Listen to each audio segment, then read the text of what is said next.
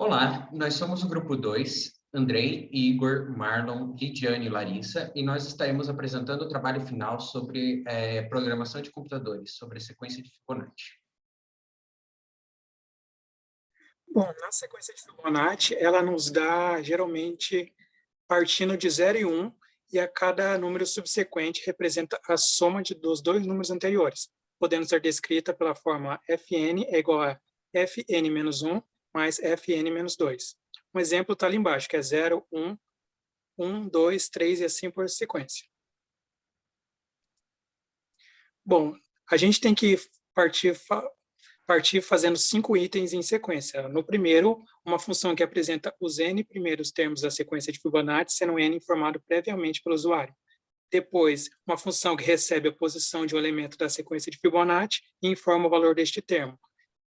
E no item 3, uma função que calcula e retorna a soma dos n primeiros termos, cujos valores são ímpares da sequência de Fibonacci, onde é informado pelo usuário. E, por fim, uma função que grava no arquivo texto os resultados dos itens gerados acima.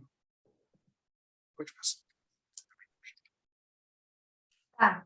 A lógica que nós tivemos foi uma lógica bem simples, na verdade, onde apresentamos uma função, onde o usuário aperta o número n, e então nossa função vai printar para ele esse número n na sequência de Fibonacci.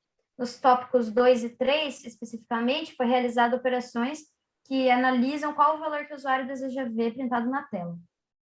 As estruturas, o struct não foi necessária a utilização, então a gente não utilizou.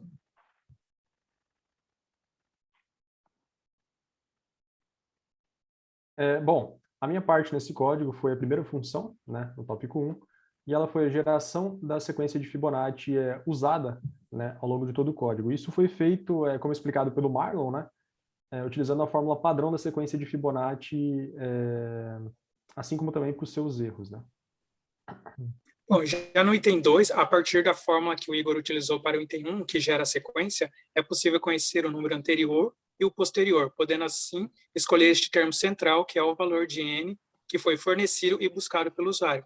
Um exemplo é caso o usuário forneça o número 6, nos é mostrado o termo correspondente na sequência, ou seja, o número 8.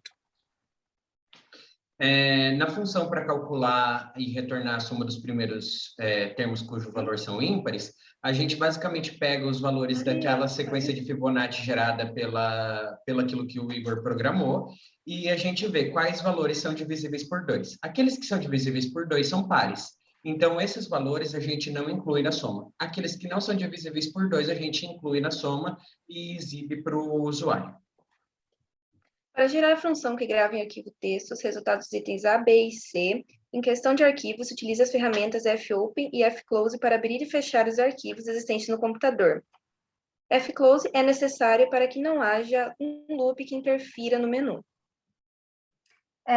O menu funcional que a gente fez, pensamos de uma forma bem simples, que ele está continuando em loop. Após a gente executar um dos tópicos, ele vai se apresentar novamente, depois de ter dado a resposta. E agora a gente vai executar o nosso programa para usar ele como exemplo. Aqui temos o nosso código.